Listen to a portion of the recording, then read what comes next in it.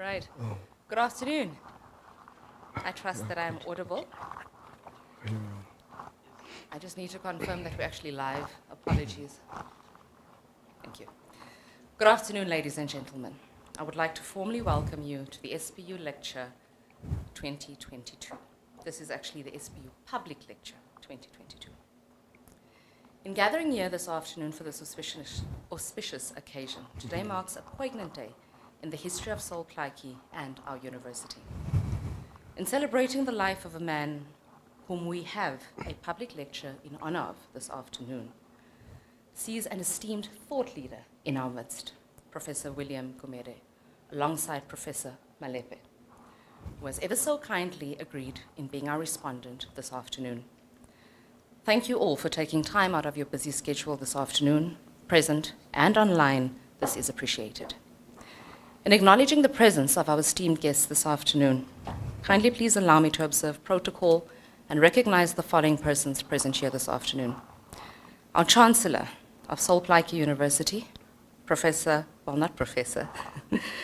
Judge Stephen Majid, Vice Chancellor and Principal of Sol Plaatje University, Professor Andrew Crouch, as well as Mrs. Crouch.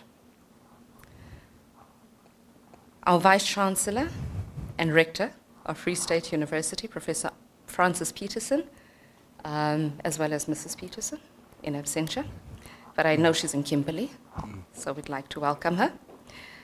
Professor William Gumede, who's our keynote speaker, but also our guest speaker for today's lecture, who resides or comes all the way from the School of Governance at Wits University and is the founder and chairman of Democracy Works Foundation. Welcome.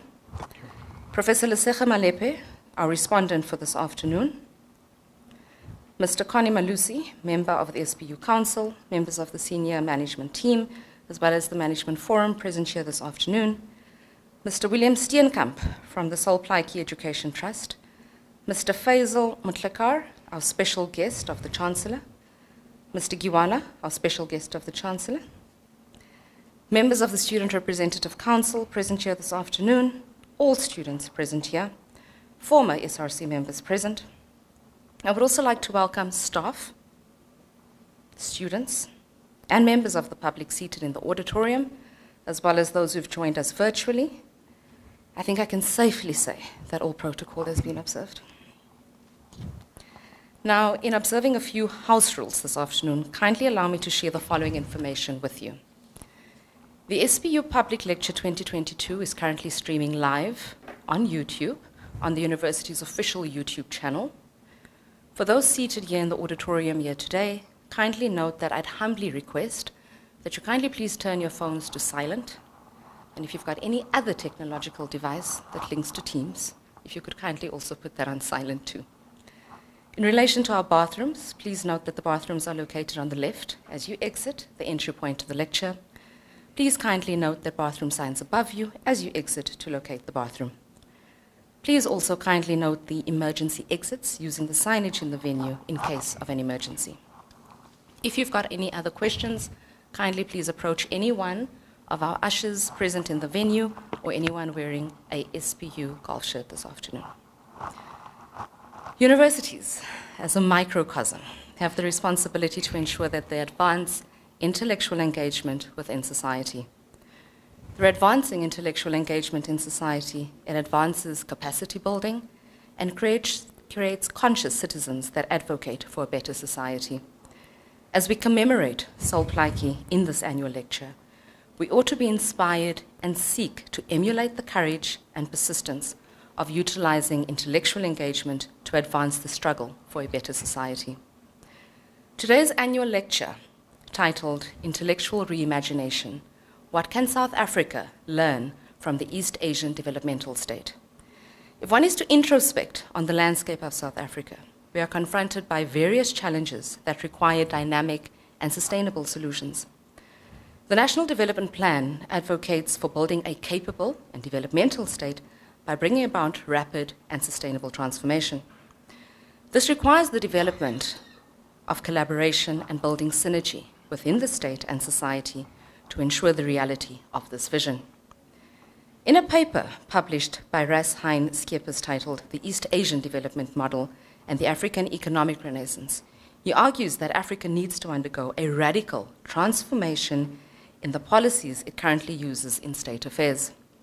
This radical shift can only be facilitated by a strategic development plan implemented by politicians of the day. The rise of the East Asian economy serves as a great example of the developmental approach that varies from the conventional Western theories to economic development. This I offer as a prelude to today's lecture, to probe what is through intellectual reimagination we can action into a lived reality by learning from South-South cooperation in advancing the development of South African state and that of the continent. Having wrapped up the introductory remarks this afternoon, kindly please allow me to welcome our Vice-Chancellor and Principal, Professor Andrew Crouch, in giving the official opening and welcome address. Thank you.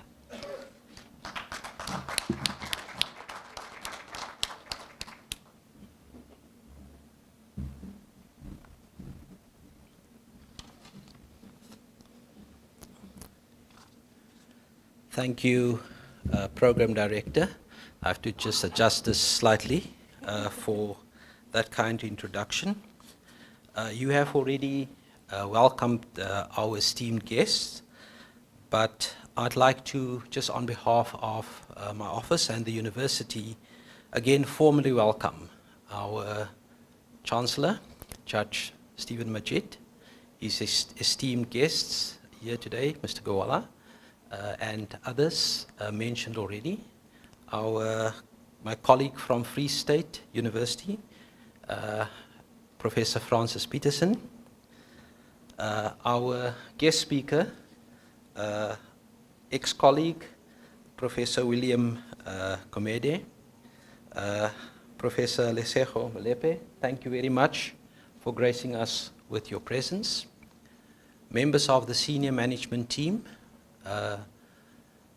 the audience that is currently online watching this, you're not present here, but I should just elaborate a bit that we did not rent a crowd. So as you came in, you saw a lot of students, those that are in the audience.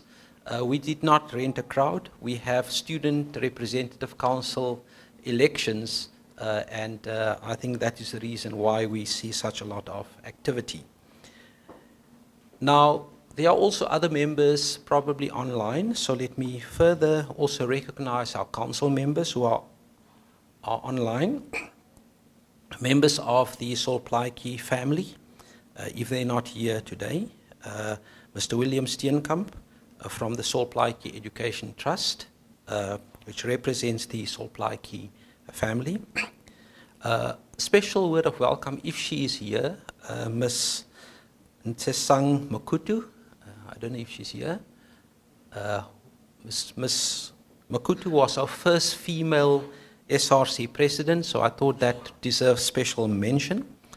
So with all of those, Program Director, I hope I did not leave anybody out, but if I do, please accept my humble apology.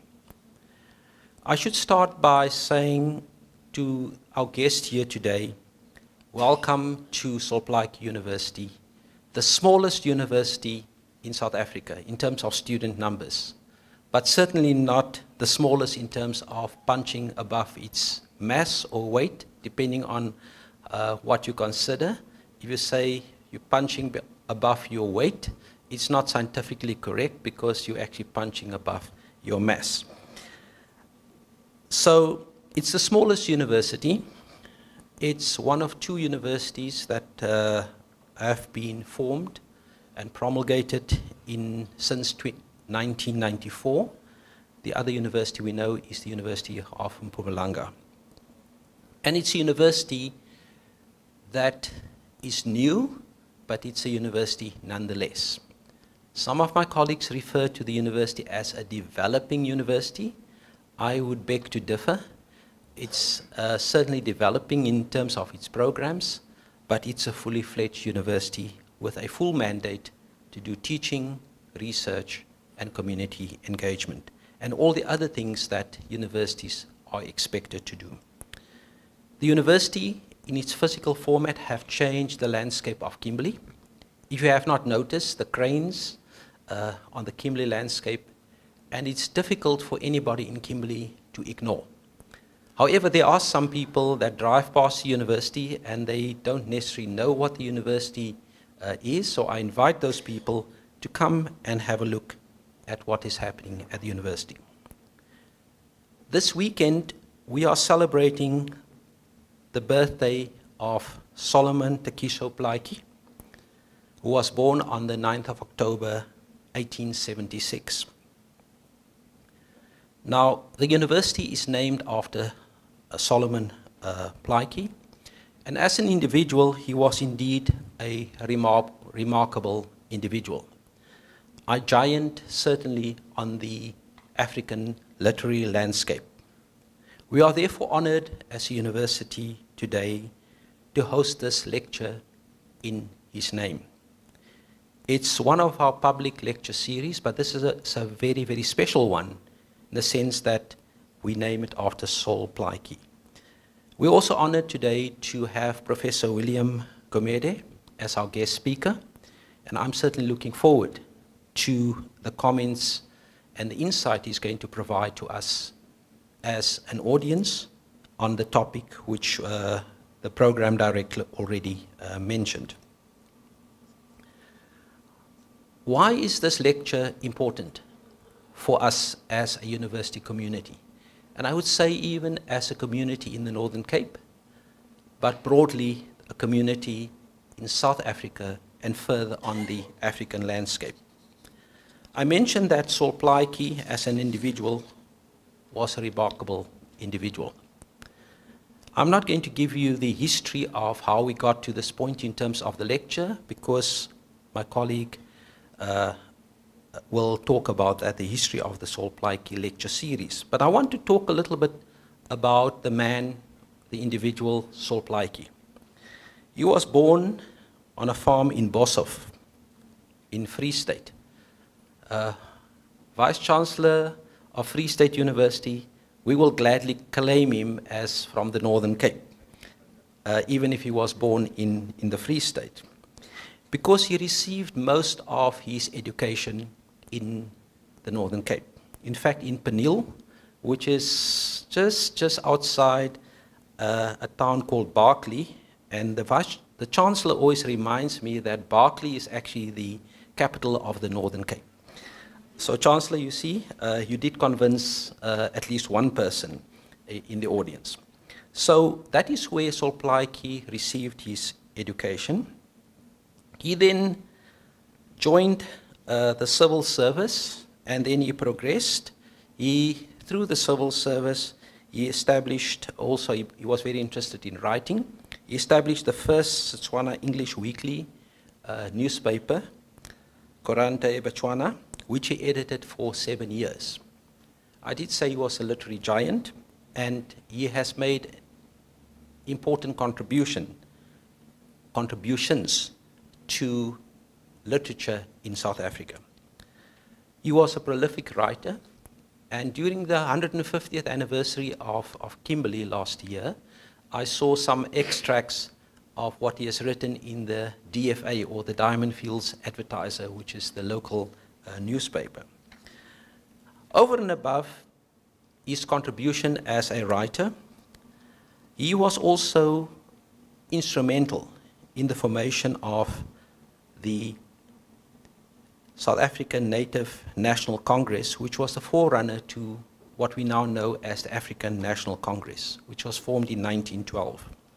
So he was certainly a giant amongst a small group of mission-educated African intellectuals at the time. His contributions are recognized today because he was one of the first people who protested against the Land Act of 1913. And we know what damaging effects that act had on the lives of people, even those that are sitting in the audience today. If you are young, you are maybe under 20 or under 25, maybe you don't know a thing called apartheid. Maybe you've just heard of it, but you have not experienced it yourself.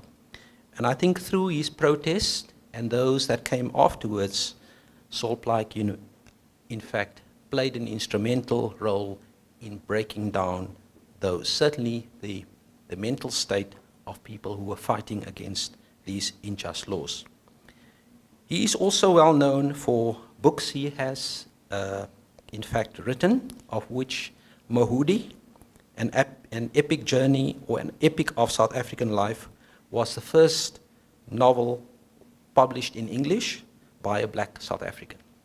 In fact, some of our buildings that we have on campus is named after the characters in that book, Mahudi and so forth, and Haniki and so forth, Punandi and so forth. Apart from his several roles, he was also a teacher, a court interpreter, a news editor, a journalist, a linguist, a writer, and so forth, and so forth. So the name Saul Plaatje is therefore synonymous with leadership and excellence. And that is what we as a university in Saul Plaatje would like to strive towards. We want to be leaders, and we're already leaders in some aspects, in the sense that we are offering unique programs, unique in the sense that it's only offered here and in limited number of universities across the continent. I won't give you an academic lecture on that, but just to say that data sciences, for instance, is one of those programs where we are one of 2 universities currently in South Africa that offer an undergraduate program in the data sciences, which makes us unique. So we are proud to be associated with the name Saul Plaatje. The municipality is also named after Saul Plaatje, and sometimes there's a confusion between, if people don't say Saul Plaatje University, sometimes people confuse us for the municipality. Now, it might be a good thing for us as a university. It would be a good thing if we can just improve the optics of the city, and certainly we have to partner with various people to make sure that the optics of the city reflects the optics of the university. We have a modern, state-of-the-art university with a modern ethos that is sitting in a city, and sometimes we have to turn our heads to one side if we see what's happening in the roads. But we are busy trying to address that. So with those few words, let me then just welcome again our guest speaker. And just to say something about him, I left him at the University of the Witwatersrand, and he tells me he's still there, at the School of Governance. He's maybe best known to you as a columnist for the Sunday Times, where he has been sometimes not so complimentary, sometimes he was complimentary to the political figures. I've seen him a few times on television. He has a very sharp mind. He's an intellect of note, a writer of note. But what many of you don't know is that he's not only expertise, but his interest far extends the realm of policy. I had a discussion with him earlier. He has a reach across South Africa, across the African continent, into Europe. He's, for instance, on the advisory board of a number of very important bodies. He's the founder and executive chairman of the Democracy Works Foundation. He's also on the advisory board of Global Public Policy Institute in Berlin, the advisory board of the Global Reporting Center in British Columbia. I won't say you have lots of connections. I think you tell the parliamentarians what to do. Am I correct? No, he teaches a course on public policy to members of parliament. So, he said that he's happy to come also and help us. As an advisor to the UNESCO World Social Science Report on challenges or challenging inequalities, pathways to a just world. He's made a contribution, and I can go on and on. So I don't want to read the full CV other than to say that we have a speaker of note today, which is going to share some insight into his many experiences, and he's going to share his wisdom with us on how we as South Africans should learn from the successes of other countries. Although we think we know everything in South Africa sometimes, I think we have a lot to learn. And part of a university is to also get us to a point where we are always open to learning, we are also always open to new ideas, and we are always open to diversity. Because through all of those, we can make progress, not only as individuals, but as a nation. So thank you very much, William. We also have as a respondent, Professor Lesego Malepe, who, I don't know if you came all the way from Massachusetts, Prof, but thank you nonetheless for gracing us with your presence. Prof. Malepe is also an author of a semi-biographical novel, Matters of the Life and Death, and a travel memoir, Reclaiming Home, Diary of a Journey Through Post-Apartheid South Africa. This novel has been translated into Setswana by Shole J. Shole. So she is traveling all around South Africa, and she's writing about her travels. So welcome to you also. With those few words, I'm going to hand over to Mr. Sabata Mokhai to come and tell us more about why we have this Sol Plaatje lecture series. Thank you. Thank you very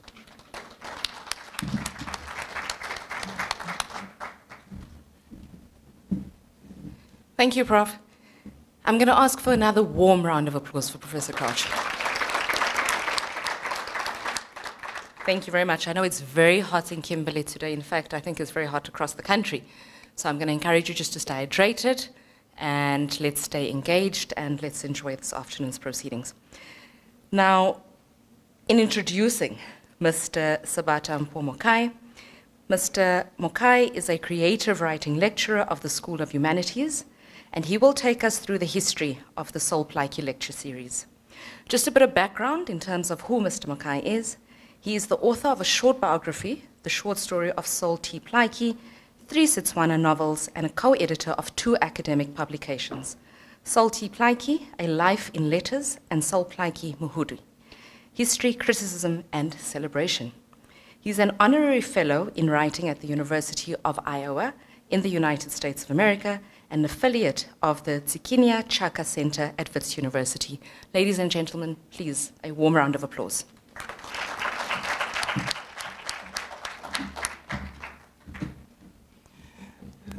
Thank you, Program Director. Thank you, Mr. Vice Chancellor. Thank you, everybody.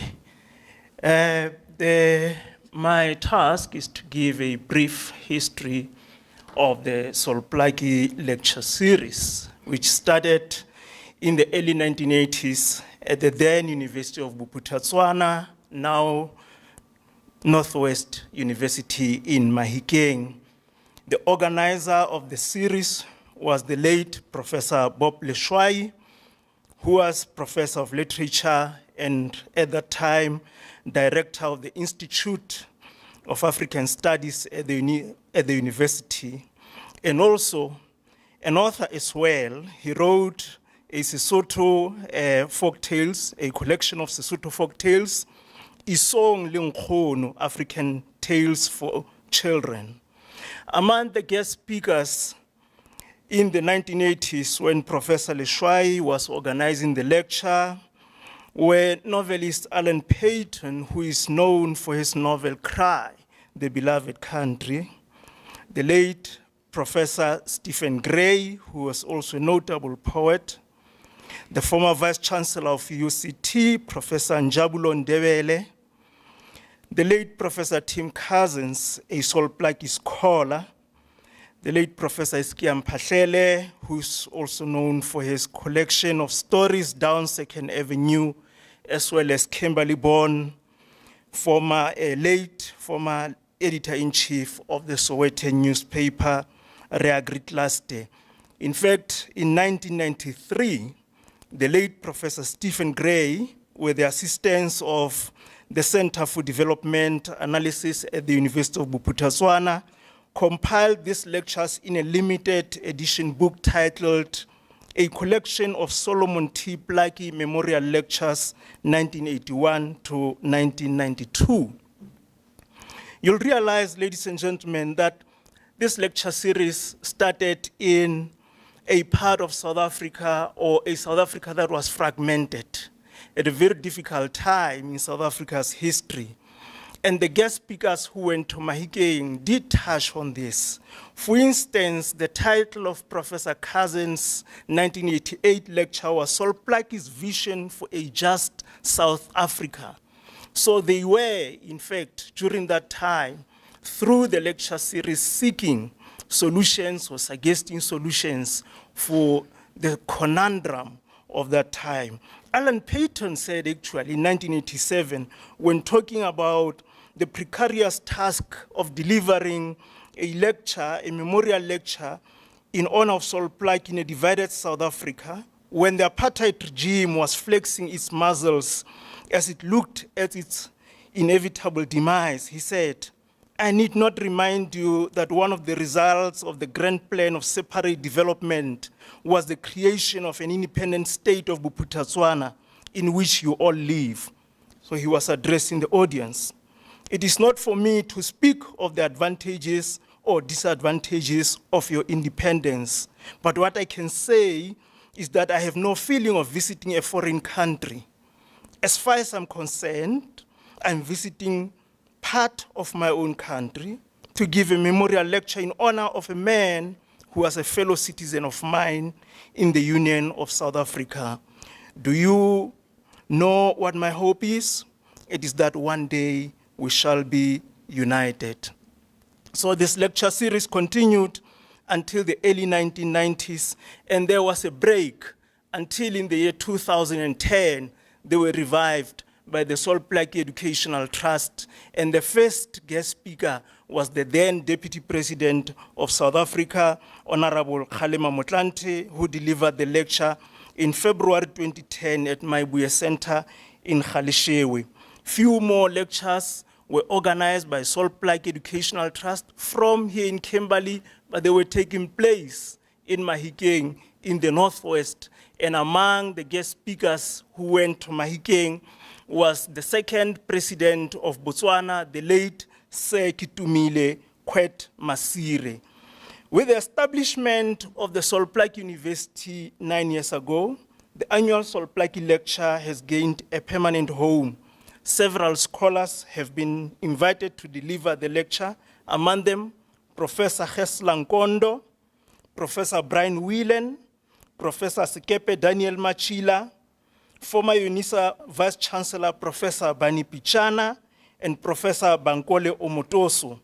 These scholars explored, analyzed, grappled with the legacy of Sol Plaatje and his peers, as well as the challenges facing South Africa and Africa today.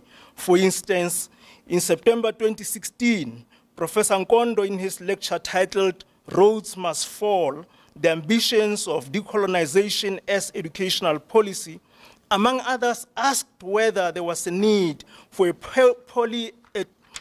polyepistemic approach to African science and technology in South Africa's institutions of higher education. However, he went further and asked the terrifying question, are African knowledge systems scientific, or can they be?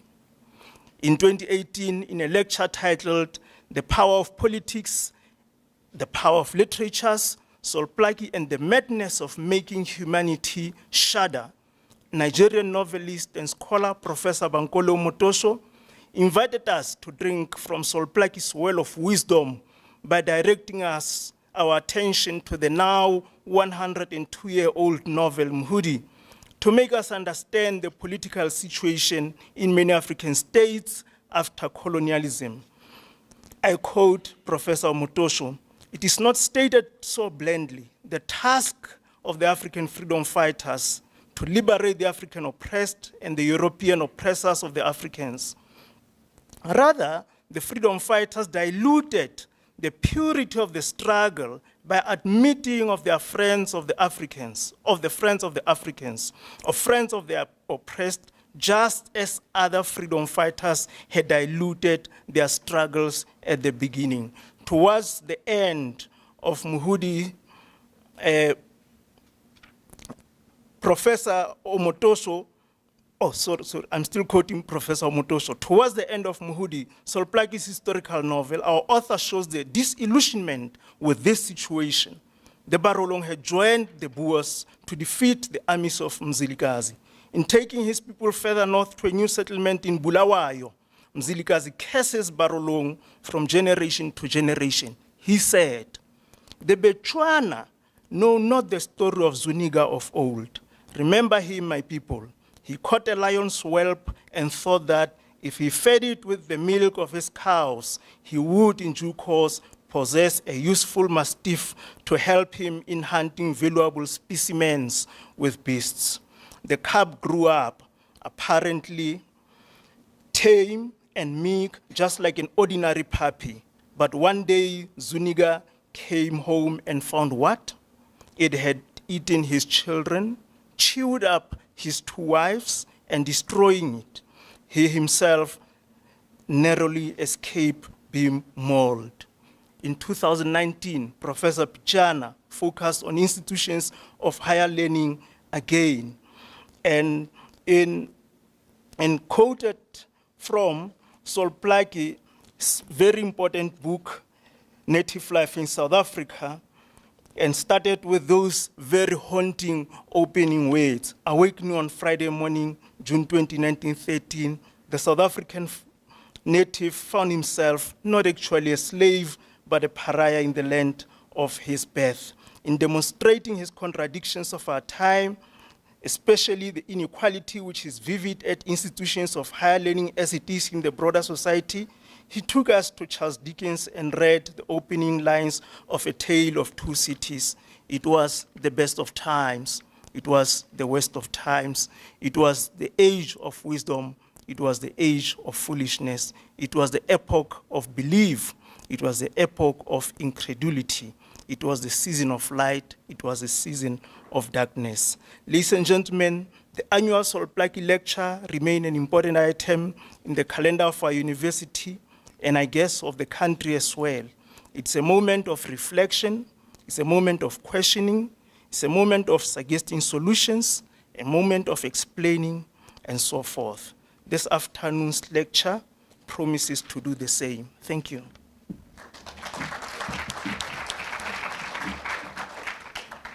Thank you very much, Mr. Mukai, for such an informative, and I think for those in the room, extremely educational background in the history of the Solplaatje lecture series. It is appreciated. Thank you.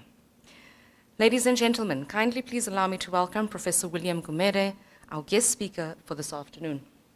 Professor William Gumede will be speaking on the topic, Intellectual Reimagination, What Can South Africa Learn from the East Asian Developmental States?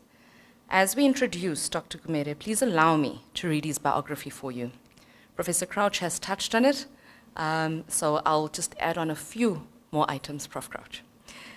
Professor William Gumede is based at the School of Governance at the University of the Witwatersrand and is also the founder and executive chairman of the Democracy Works Foundation.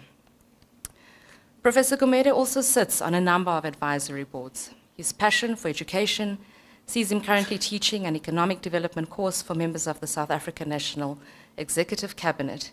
He's the convener of the course on public policy for all members of parliament in South Africa.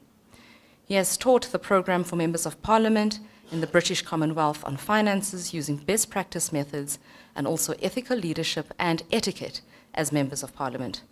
He has also served as an advisor of the UNESCO World Social Science Report 2016, and his topic of interest in this ambit was Challenging Inequalities, Pathways to a Just World, Paris.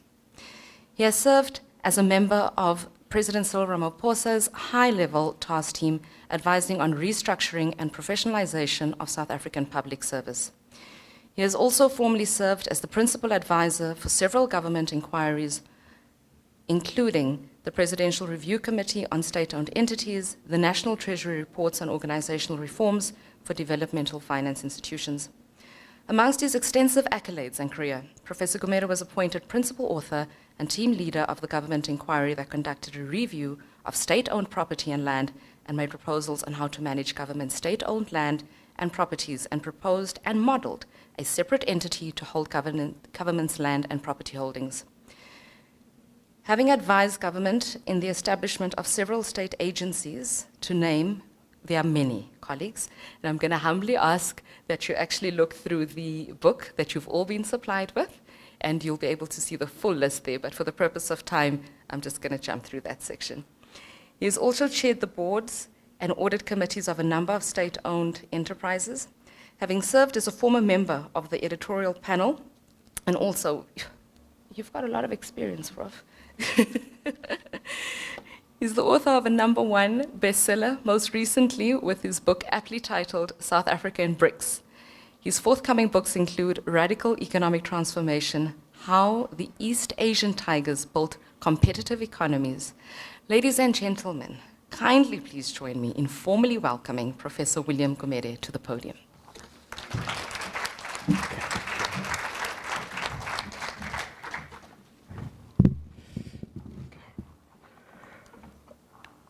Thank you for inviting. Oh, let's just move this out of the way. Quick. There we go. I'm so happy to be here, and thank you for inviting me. To the principal, chancellor, guests, students, those online, thank you for coming.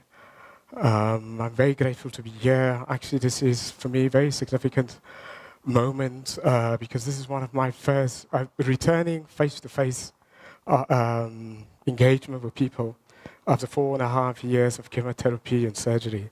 So I am just in absolute gratitude for the gift of life. So very excited to be with you.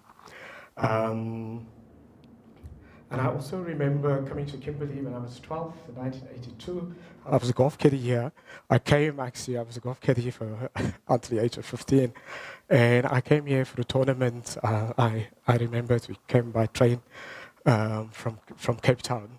And I always, when I think about Kimberley, I always think of that period.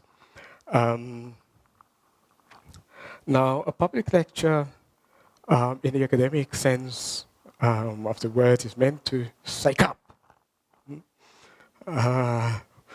to bring new ideas and new ways of looking, and to question the receives and acceptors, beliefs and wisdoms, the things that we grow up with, and the things that we understand as beliefs. So I'm very happy that you've invited me and you didn't invite a politician. Because there you have got like a recycling of same things. I've got nothing against politicians, obviously. Because many politicians are my friends. So I hope that I will be able to stimulate debate and that I would be able to bring in an argument that you may have not heard before, or I hope. And I do promise no slogans, no rhetoric, no fixed ideology.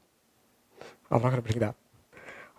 The talk is based on a forthcoming book. The book was being a bit delayed because I was ill,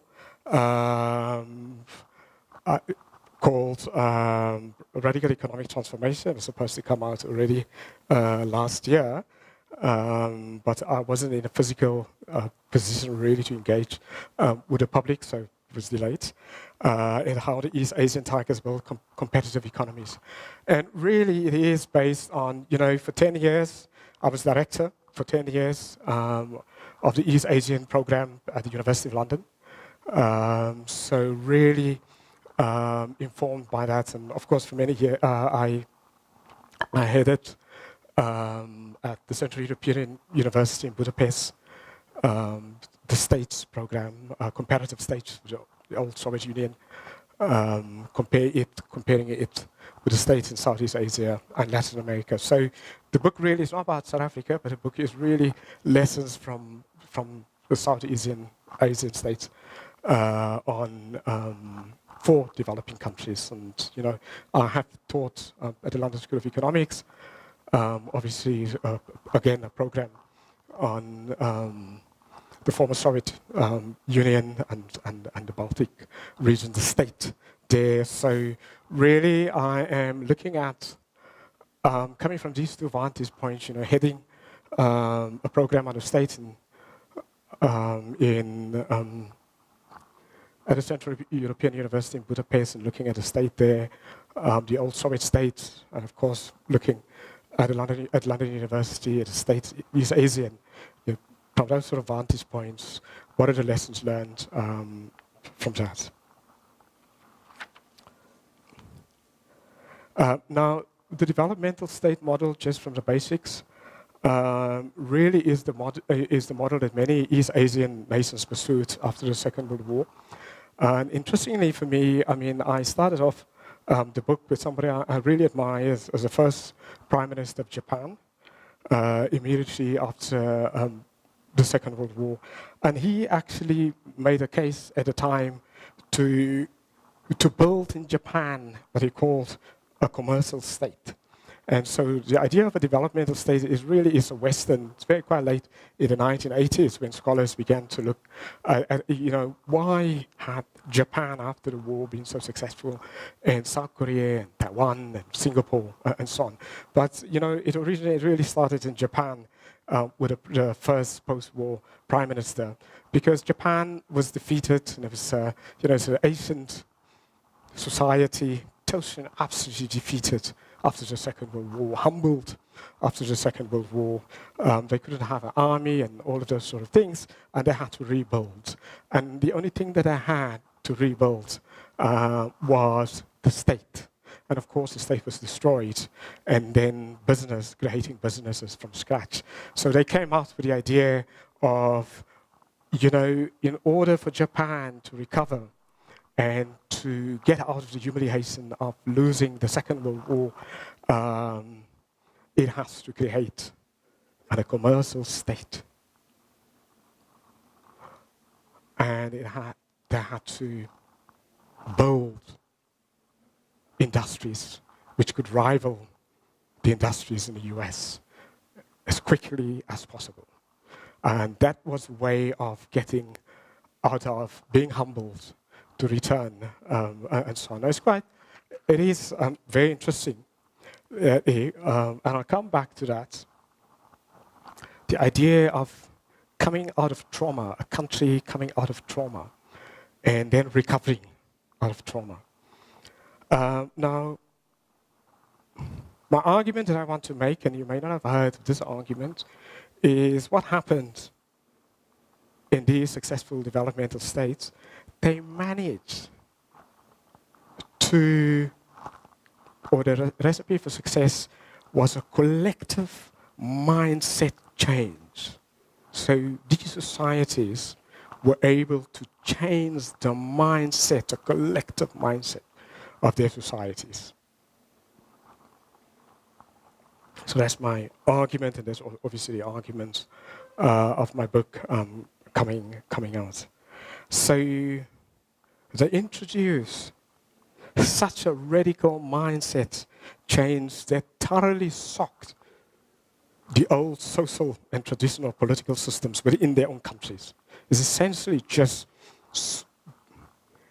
you have to imagine if all of the things that you are used to, your culture, your institutions, the norms and so on, to break it and start from scratch. That really is a radical transformation. So the things that you grew up with, and then I guess you can only imagine in Japan, after the war, this sort of proud Asian nation lost and humiliated globally, and they had to relook at their own culture, their own traditions, and they had to kick for touch many of the things that's been there for centuries as unworkable in the modern world. That's the kind of transformation, which is at the heart of the developmental stage.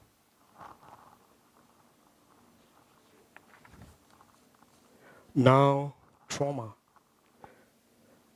The war defeat in Japan, the civil war in South Korea, and then obviously South Korea was also colonized by Japan, so it's absolute trauma, so it's a double trauma.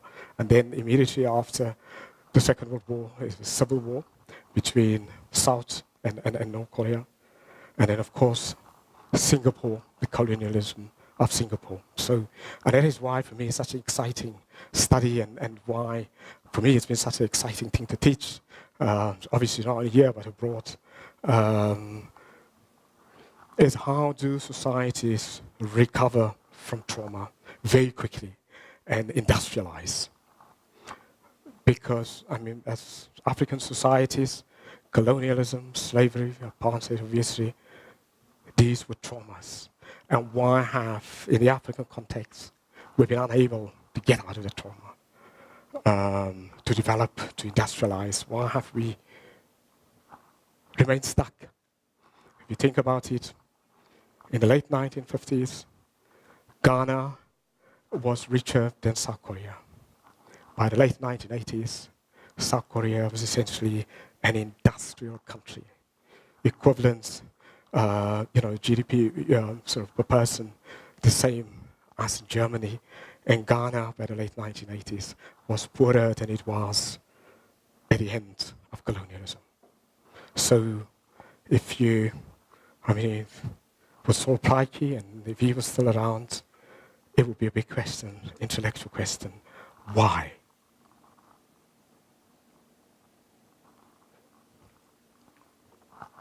Now, there's something about trauma and the impact of trauma. And for me, it's only recently that I began to look a little bit in terms of how trauma impacts on the individual and on society long after trauma has ended. In the way people make personal decisions, this often goes against their own interests.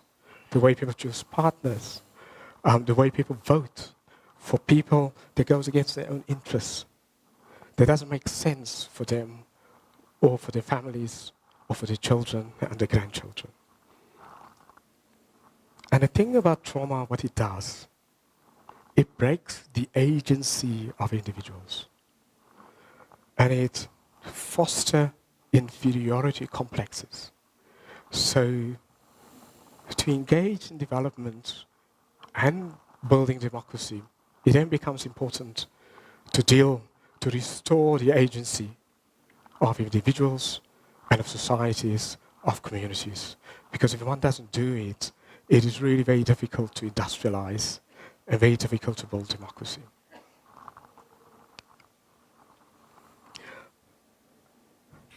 Now what I think the developmental states did better with their trauma, they didn't look back.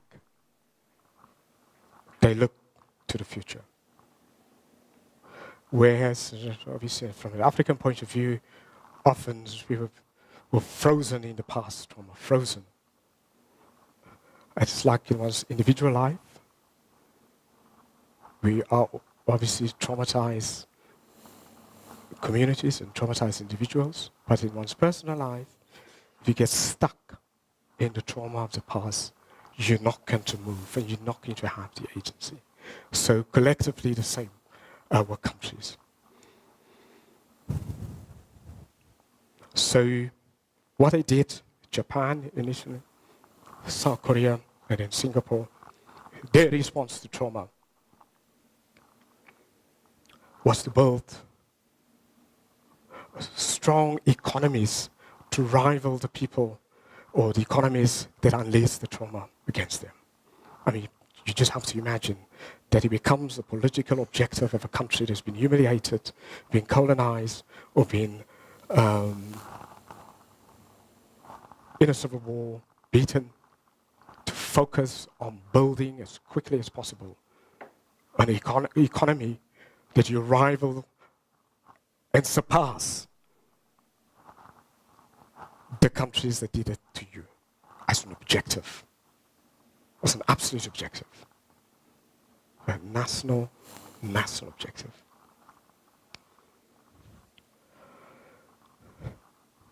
Secondly, what I did, if you look, particularly, I did a couple of pen sketches of the first 20 years in Japan on their prime ministers. And if you look at them,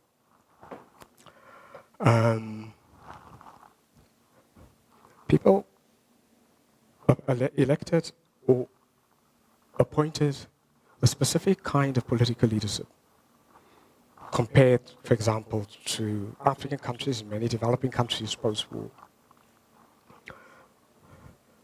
I start off the book with the first post-war Japanese prime minister as he gets appointed. And he viewed his leadership as to provide dignity for the people of Japan. Dignity. And he carried himself with that dignity, absolute dignity. And to be honest, absolutely at all costs, if it means failing, but failing honestly. And to be as inclusive as possible in a society that's been coming out of defeat. Because if you come out of defeat, you're divided, you may actually break up your own country. Because, everyone is blaming everyone else. And so on. So being inclusive is an absolutely critical after a traumatic event in a country's history. And if you look at those leaders, they were very emotionally grounded, centered from within, and very much the moral characters were very strong in terms of, they were humble people, but they were serious people, and so on.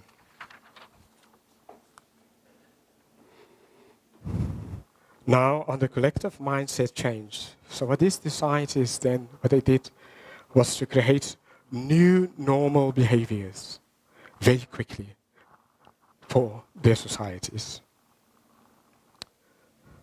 They also created new institutions and partnerships that were not there before. One of my favorite scholars is Masahiko Aoki. And he makes an argument that the developing countries often, although he doesn't talk in the context of sort of post-colonial world, and so I'm just putting words into his mouth, pushing the argument, obviously, is that often what happens is that after a traumatic event or sort of the end, colonialism, apartheid, and so on, many developing countries found themselves in inertia.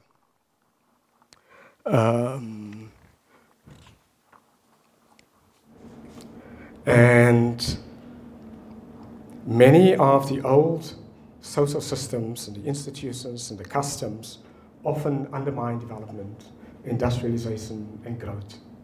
So to make that jump from poverty and underdevelopment to industrialization, it would mean a review of the customs of a country, and the traditions and the cultures and ways of looking and ways of behavior. And that's a really very difficult process to do. Obviously outside the developmental states, for those of you interested in China, after Deng became prime minister, after the Cultural Revolution, and introduced what we now see modern China, really they did the same in China of breaking customs and traditions of the past that didn't work, obviously from a much more autocratic way than the developmental states. But it's a very crucial thing to do. Now, often the governing parties and liberation movements in the African context that takes over these new post-colonial and post-apartheid governments, they often have ideologies and cultures and traditions that actually undermine development and industrialization. But also, as I said, different components of traditional societies often have institutional systems which oppose social change, new innovations, and it reinforces inertia. It's almost if you can use, you can use the parts, sort of another group of scholars, is the old part dependence argument that old institutions, behaviors, and customs in a country will continue on the same path unless there's a heavy shock to the system. So what the developmental states did to get industrialization going is they socked their own systems. It's like with China, you sock the system. You break the system, the old system, and you build a new. I'm just going to get some water me. Oops.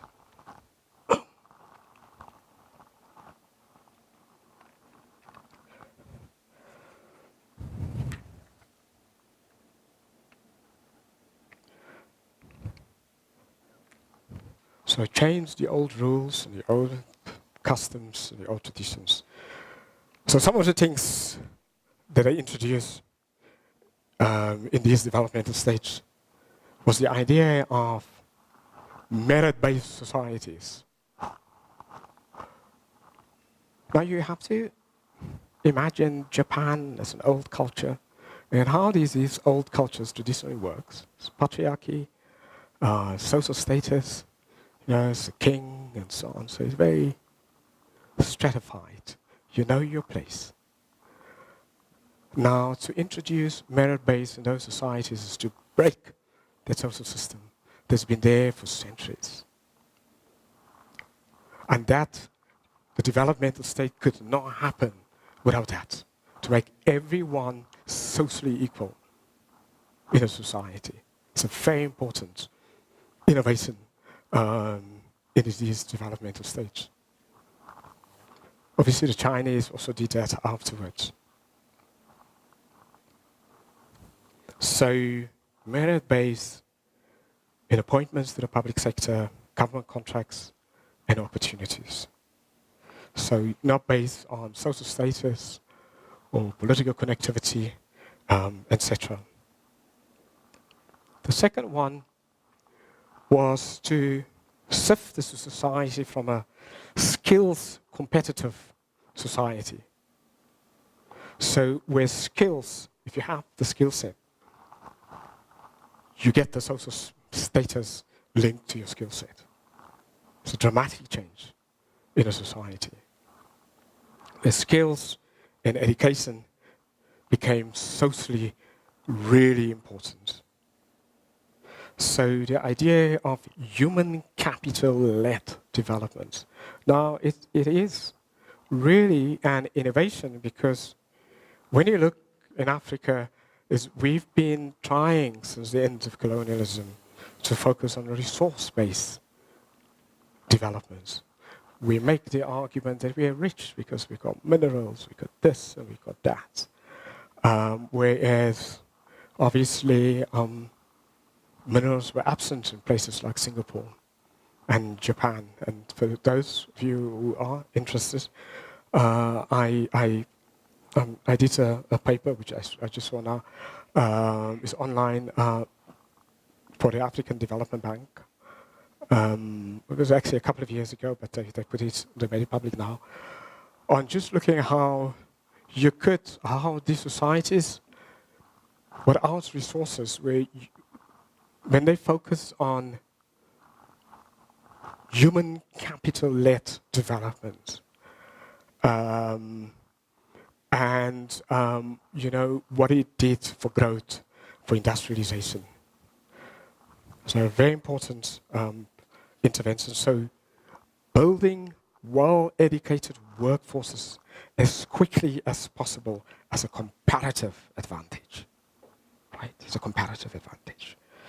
So the idea, so this replaces words that within one generation, if you, from Singapore, colonialize, within one generation, a child that finishes school will compete with a child and will beat a child in terms of anything from mathematics to science if they write the same test. I mean, it's extraordinary ambition. And in Singapore, think about it. I mean, if you have children, in the 1980s, there was the idea of Singapore mathematics, where even in the UK, Singapore mathematics and the method of teaching was adopted in the UK. Now, you have to imagine that Singapore was a colony of the UK. That within 2 decades, they mastered mathematics that the former colonial power used the Singapore way of mathematics in their schools. Now, decolonization, isn't that a way of decolonization in an absolutely different way of doing it?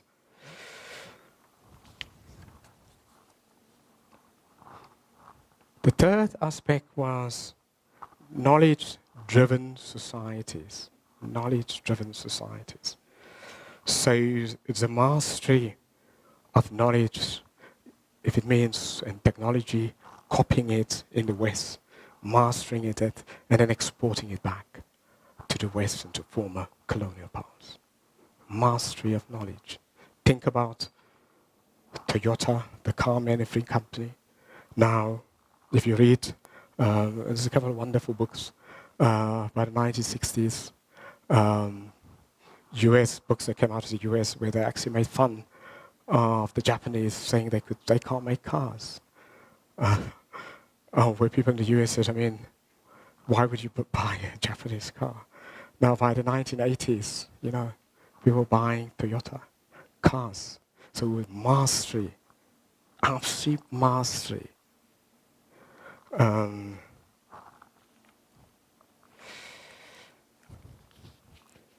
Redistribution, because in our context, obviously very important, from South African context. So redistribution strategies were based on human capital development. That's what redistribution was all about. Human capital development. If you can get a child who's been disadvantaged, within one generation, get that child to get the best education, to out of poverty by the age of 18, to be more competitive than a child in London, in New York, was seen as empowerment. Absolute empowerment.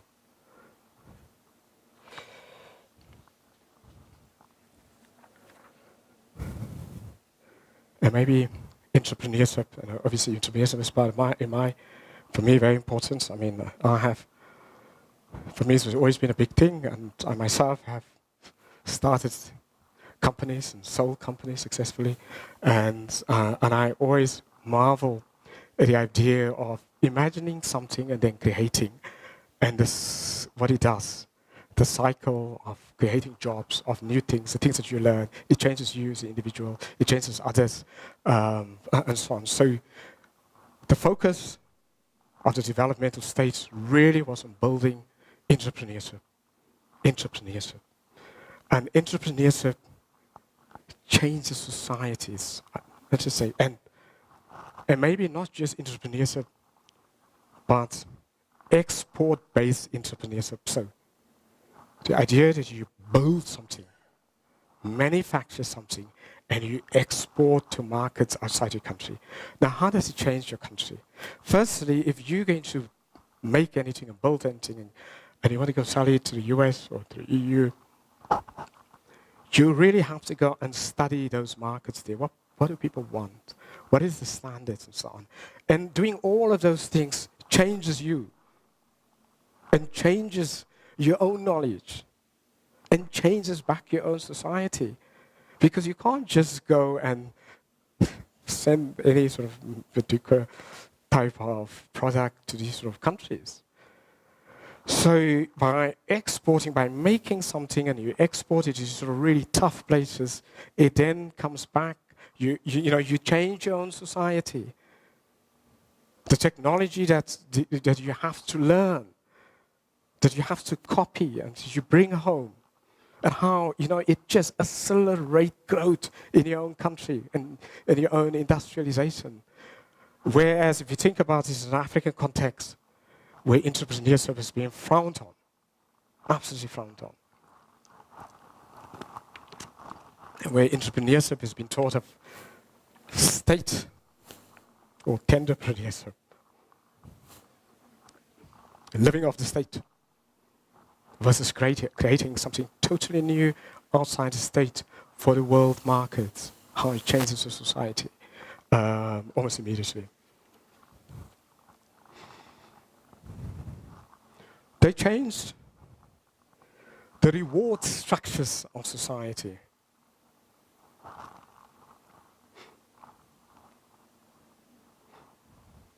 Work hard. If you innovate, if you build industries, you get rewarded socially also, not obviously just not in monetary terms, but you're a hero in the society. You're an absolute hero in a society. You celebrate it. You put on a pedestal. I mean, at home here, people are vilified when they create new things. The people who are hero worshipped at home, often corrupt politicians, people who don't add value. So if you add value in the developmental stage, you are hero worshipped, you put on a pedestal, you celebrate it. And that changes the reward structures of society. So to reward merit, to reward innovation, to reward honesty. So you change the society just like that. And these societies also expected that their leaders, not only in politics, but obviously also in business, was always governed in the interests of everyone. Whether you're CEO of a company, you have to manage a company in the interests of all stakeholders. And whether you're the prime minister, you have to do the same for the country.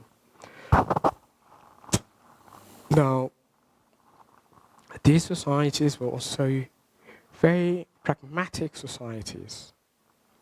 So, changing into pragmatic societies, so they were not ideologically driven societies. So, so a move from ideologically driven societies to really pragmatic, what can work, what can we use that can work, very pragmatically. If something doesn't work, let's just reject it. There's no ideological hold on certain kinds of ideas.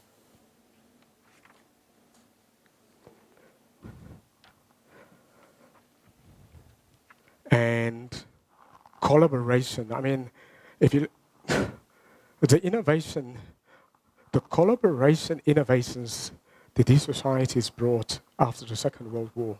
I mean, the idea of a social pact, we talk obviously a lot in South Africa, but the idea of a social pact, when you bring together the state, and business, and civil society, and you co-create, and you co-think, and you come up with solutions. Now, these obviously were pioneered in Japan initially, and then copied by Singapore and then Taiwan and South Korea. Now, these social pacts were different to the way we talk about social pacts. There's real, genuine partnership. It's almost where you co-govern a society. So it's not necessarily the state leading, but it's an equal partnership. I mean, in Singapore, which is very interesting, they had a different developmental state.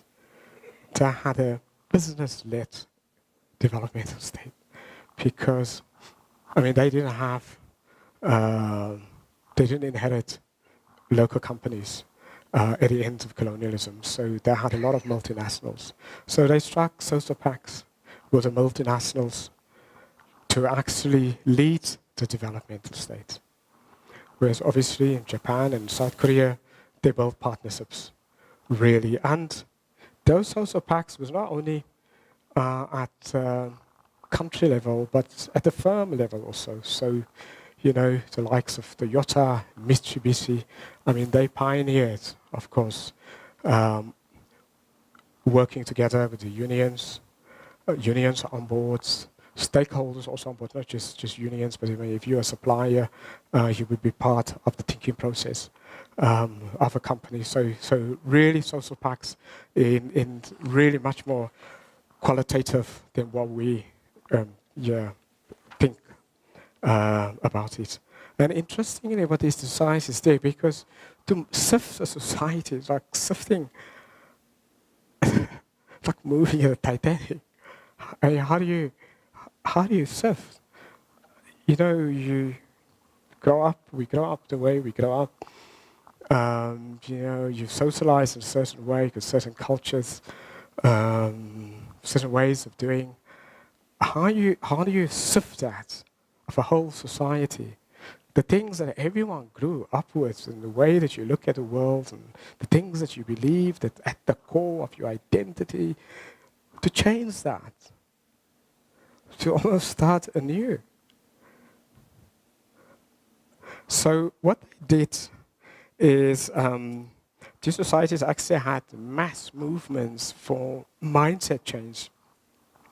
I mean, in Japan, they had, in 1953, they launched what they called catching up with Britain within a decade. A mass movement to every level of build the companies, get the technology to catch up.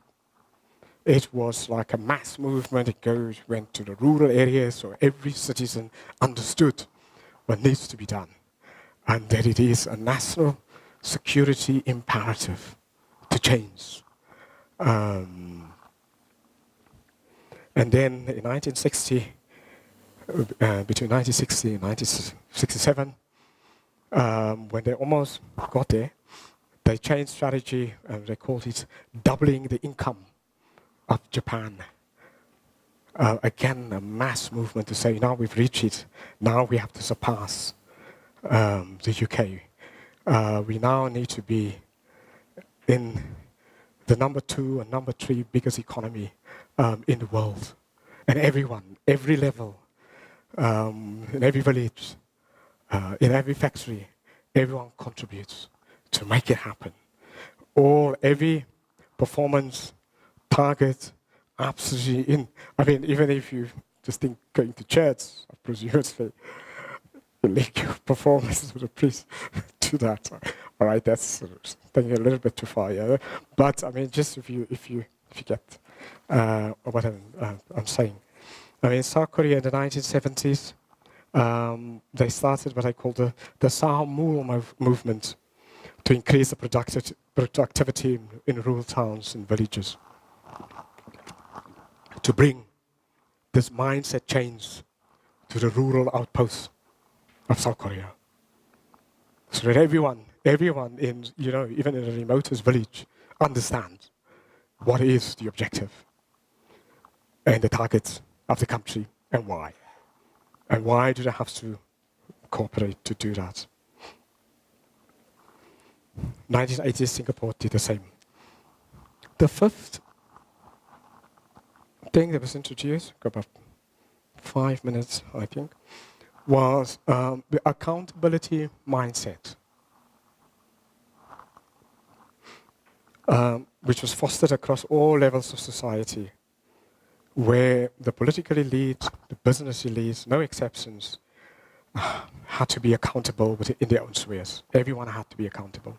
And in Japan, for example, you know, they had the idea of same. If you're not accountable, that the idea of same, you are shamed by society. to the point where when you mismanage and you corrupt, people commit suicide. Same. Nobody talks to you. Nobody looks at you. You have to bow your head if you found out to be corrupt. You're isolated, your family. To reinforce, obviously, in other places like in South Korea, you were executed just for mismanaging public resources. Accountability. So you could industrialize quickly, even without democracy, if you bring in the accountability across society. So you have to change, have to flip the accountability. But maybe what I did, I started off by saying these are sort of post-ideological societies. Now, they flipped capitalism. Now, if you listen to the debate, obviously, after 1994 in South Africa, you would think there's only one way of capitalism. You don't have varieties of capitalism. Many varieties. And many varieties of democracy. There's not just one. So what they did in the developmental states, they brought the idea of corporate welfare. So we would think about state welfare, in Northern Europe, you had a democratic welfare state. Southeast Asia, what they did is create a corporate welfare state. Essentially, where the government supported corporate, but then the corporate had to introduce the welfare. You have to look after your workers, but you also have to look after communities. I mean, you think about those really big post-war companies in these countries. I mean, they built schools and universities. I mean, the steel company in Japan built most probably between 6 to 10 universities that they staffed, that they paid the salaries of. And so on. So that really is corporate welfare in a totally different way. So obviously, the state didn't have to do that, but obviously in return, these companies got protected for those from competition for the first 30 years. Now the transformative leadership, which I talked about, setting the tone, leadership to set the tone for society was really important. And maybe, for me, the issue of corruption. So in the book, what I looked at, because the nice thing, these stats available, so I compared sort of the Singapores and the South Korea, say from the 1960s, you look at the stats and you compare them to places like Indonesia and so on over the same years. And for as these societies, the developmental states dealt with corruption, as growth happens and industrialization kind of leapfrogs. So for me, it was extraordinary that in the 1950s, that these societies understood that corruption has to be dealt with. Absolutely has to be dealt with. I mean, you have prime ministers who were jailed, in these societies, to deal with corruption. I mean, even in Singapore, when they, immediately after independence, the first month, there was a month where the leadership of the country, what they call a clean-up, where they tackled every mafia group in the country and actually sent them all to jail in one go. It was just a clean-up, 1 month. So, lists of who are the untouchables.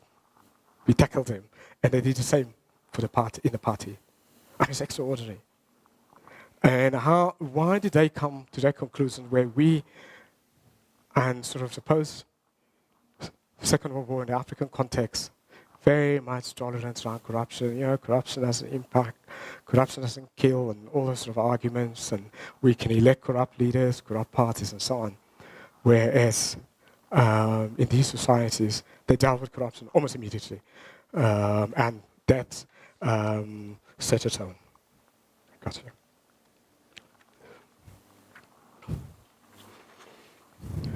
So maybe it would be amiss of me not to talk about governing parties. Very short, 5 minutes. ANC conference coming up in December. I did a paper commissioned by the ANC's business wing late last year. To my disappointment, the paper was obviously accepted, but it hasn't been discussed. I've kind of called them every day and say, please, can I present this paper to ANC branches, to the provinces, to the conferences? The question that was put to me was, is there any political party in the developing world that renewed itself in power, while they were in power?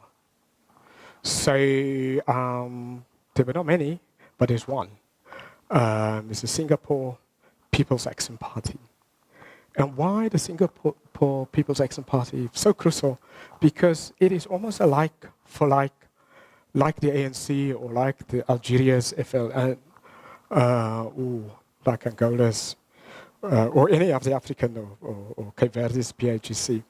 These are, it started off as an independence movement with a trade union wing, a communist wing, and so on. So it's very good to do analysis of it because you get like for like. And also, Singapore society is also very ethnically divided. So it's a lovely example to use. Now, what happened?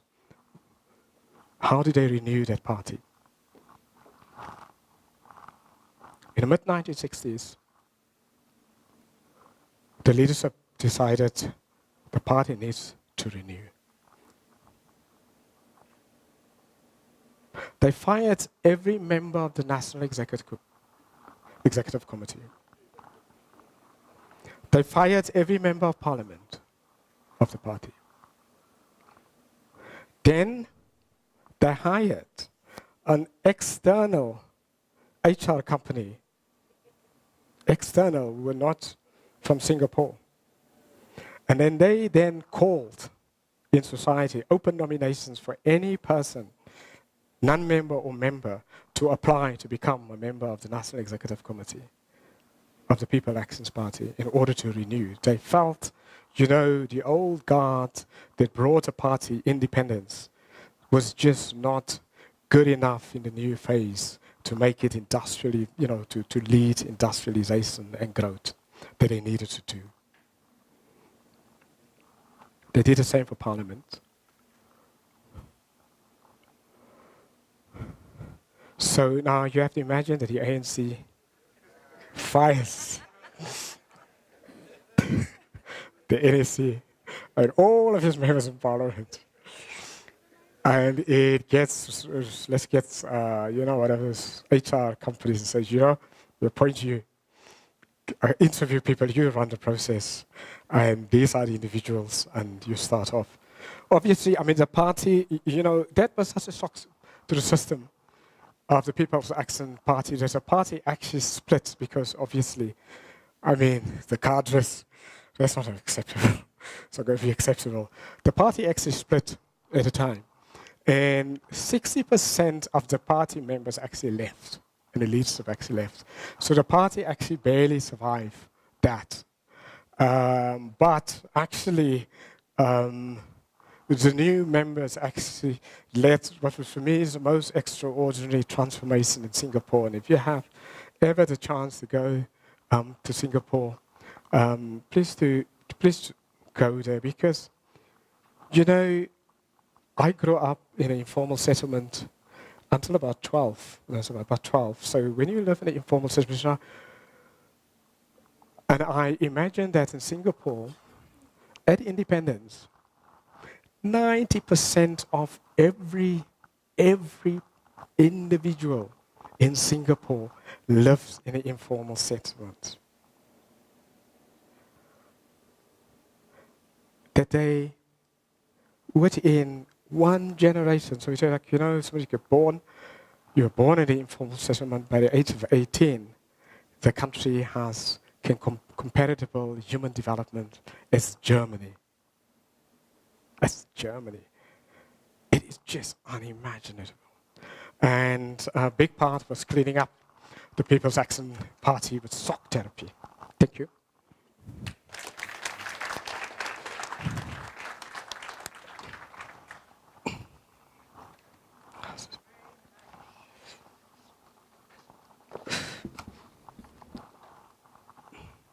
Is that better? All I needed to do was switch it on. Thank you very much, Prof. Gumede, for the insightful lecture. Your contribution to the program is definitely appreciated, and you've definitely left us with food for thought in terms of possibly a restructure at the top, but I won't go into that this afternoon. Please allow me the honor and privilege in introducing our respondent for this afternoon, Professor Lesego Malepe. Professor Lesego Malepe was born in Pretoria, South Africa, and left for the United States of America in 1978 as a Fulbright scholar. She is now a retired political science professor living in Boston, Massachusetts. She's the author of a semi-biographical novel, Matters of Life and Death, and a travel memoir reclaiming home, Diary of a Journey Through Post-Apartheid South Africa. Her novel has been translated into Setswana by Shole Cheshole with the title Mamo Khashwa. Annually, she spends time in Kimberley, South Africa, and spends her time facilitating creative workshops in the far-flung parts of the Northern Cape, including prisons. She's currently writing a travel book on South Africa's Northern Cape province. Ladies and gentlemen, please a warm round of applause for our respondent this afternoon, Professor Lesego Malepe.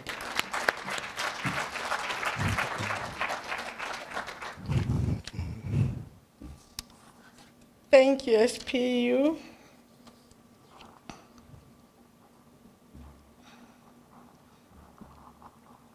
And thank you. I learned a lot from everything you said.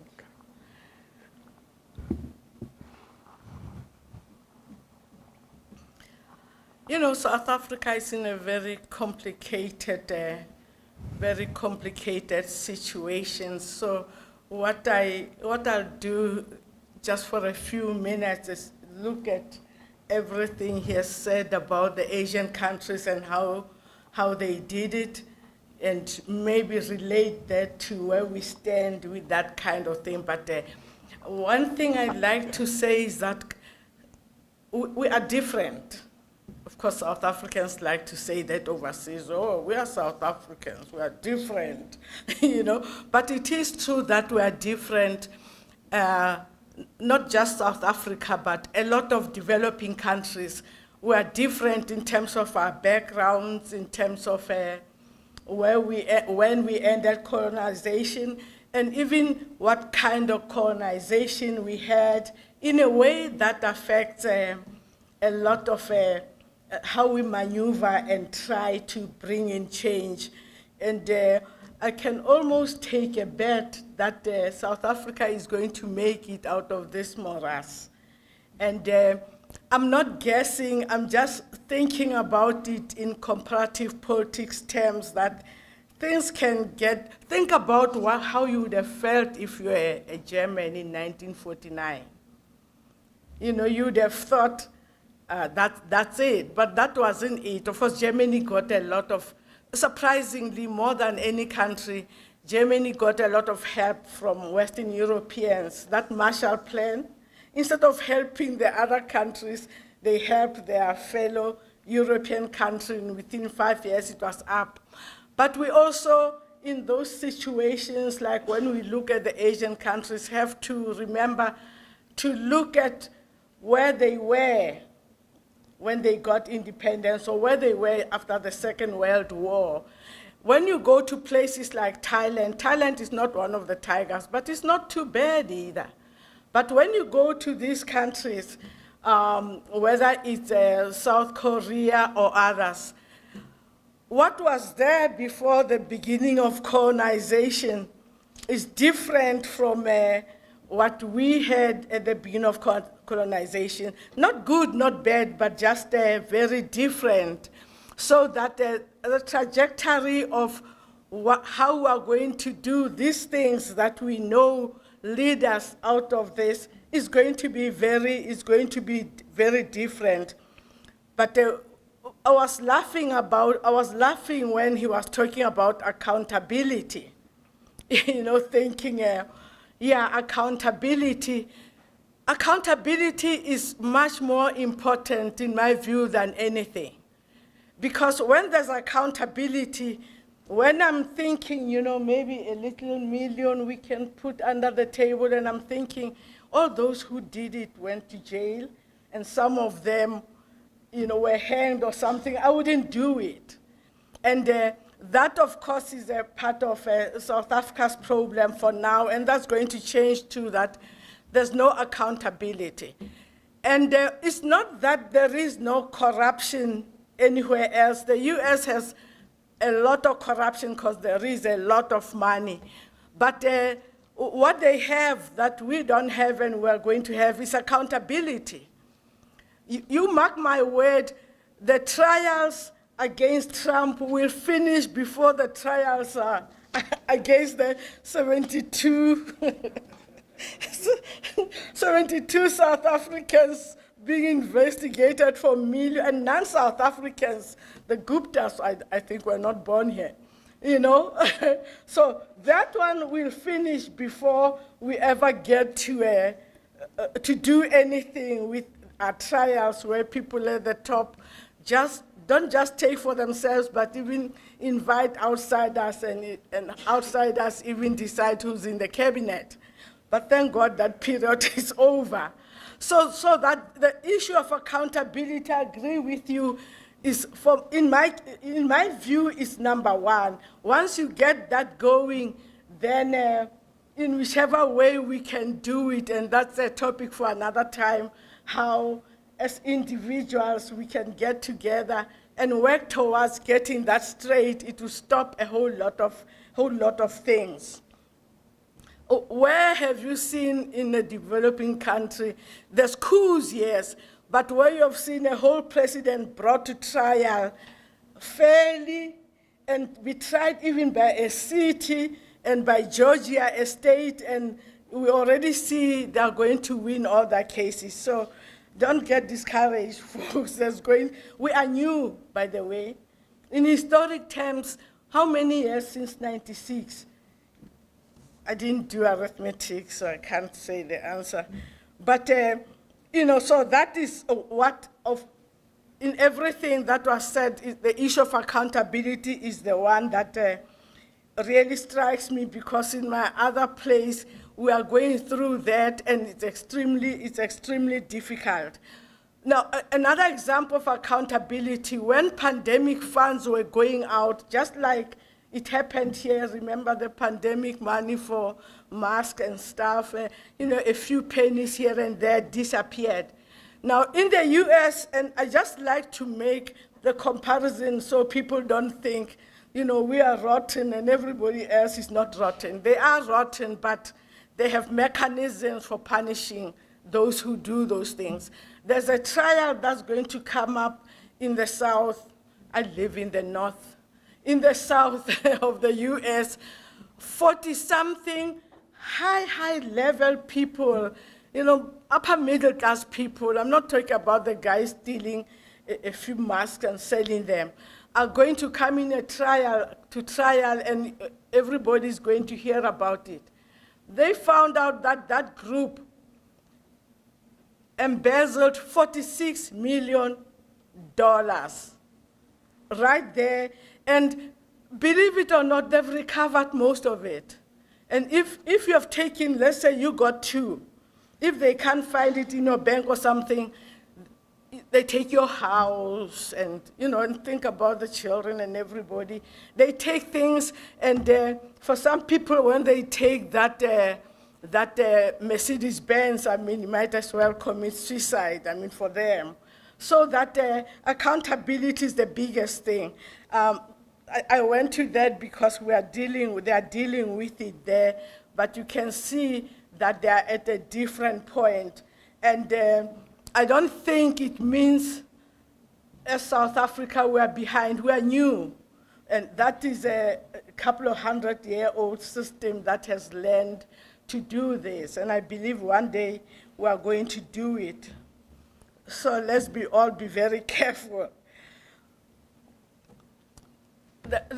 Those Asian countries that were talked about and that are called the tigers really did perform a miracle, especially, I consider especially Singapore special, because Singapore didn't have all those wonderful things that the others had, that they even had before colonization. I mean, when you visit certain countries, like say India, those structures and all those things that tourists go to see were not built by outsiders. They were there before colonization, so that in a way, when they start, they are never starting from the beginning, because they are just recovering from having gone down a little bit, and so on. And it's true, the same thing about countries like Japan. Destroyed by the war, but the basic infrastructure, both material, human, psychological, is there. So they can wrap up very quickly and progress. And the issue of education really is the issue that is so dear to our hearts, all of us in this room, obviously. That education, I really believe, is the most important thing, because you can't fool educated people. You might get away with it for quite a while, but when a society is highly educated, first of all, you have skills.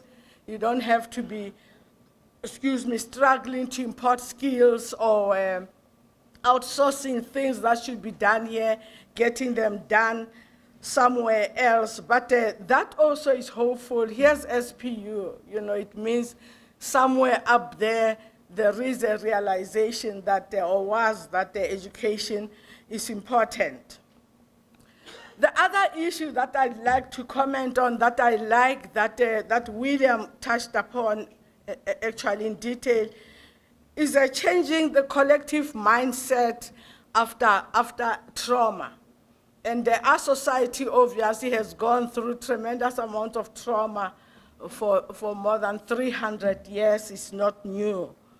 But it is true that we do have to somehow change our mindset. I remember how long ago when we were in college, when I was in college during our college time, we used to say, if our minds are not in the right place, if we don't change our mindset, doesn't matter what opportunities come up, we can't take advantage of them. And when you say mindset, I'm thinking about how you look at your future or what you focus on, but also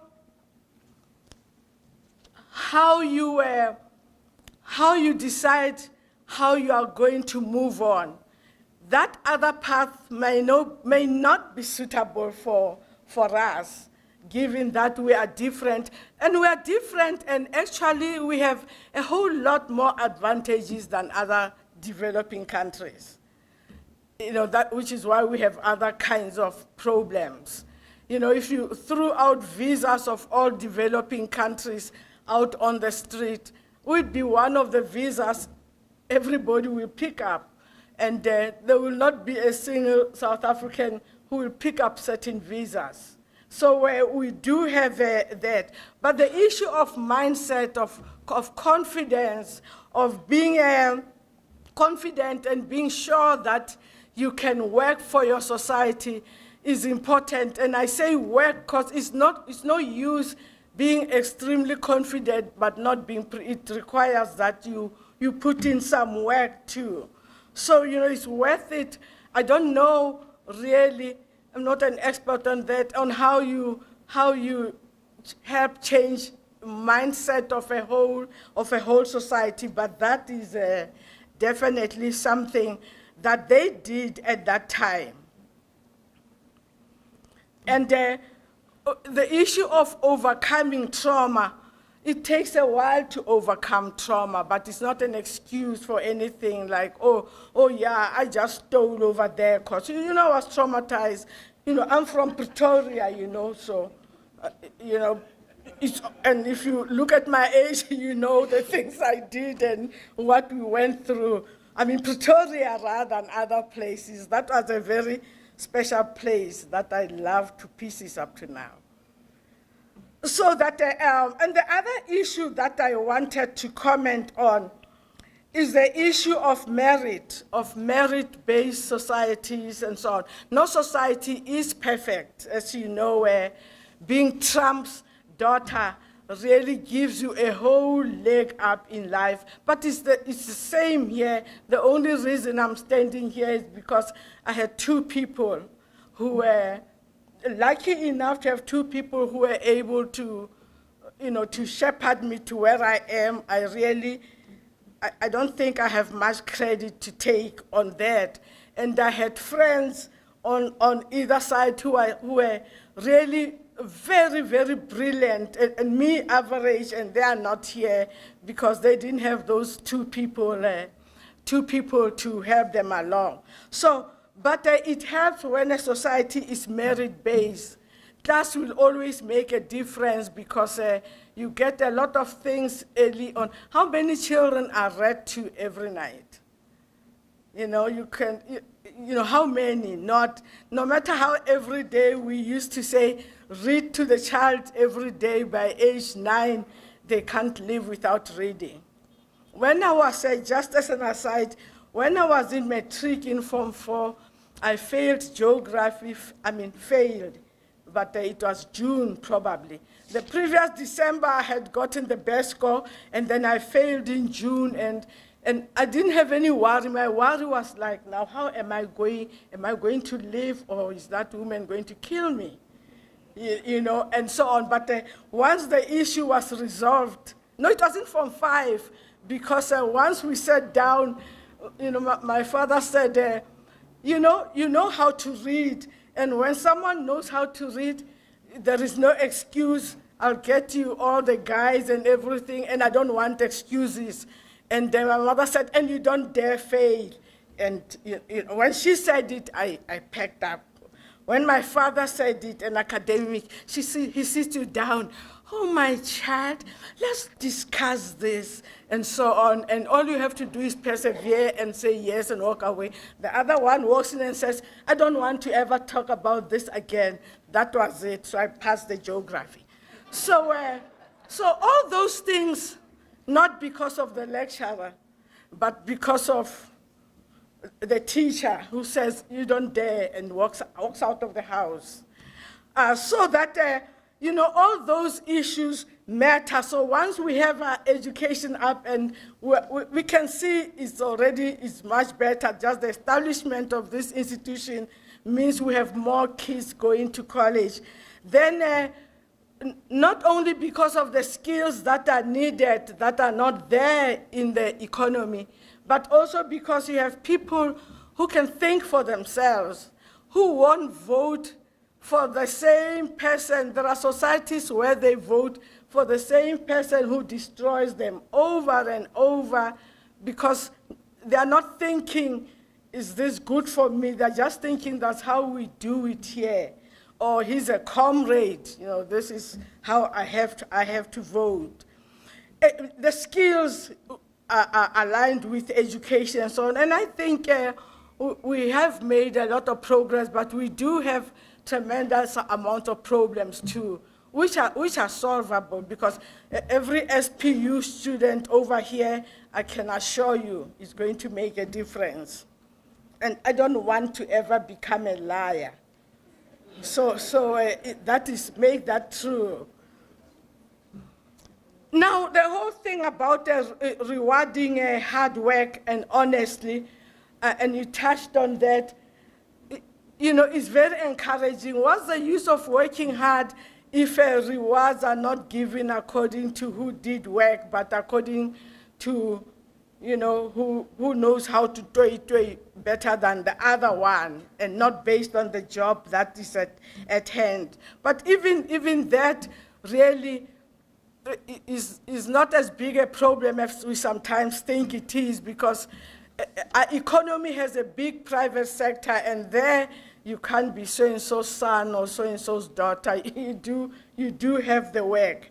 And that also I always like to point out is a universal, except that other societies, where they're educated or where they're active, they can challenge all that, and you'd become ashamed. No American cabinet minister can appoint his son chief of staff.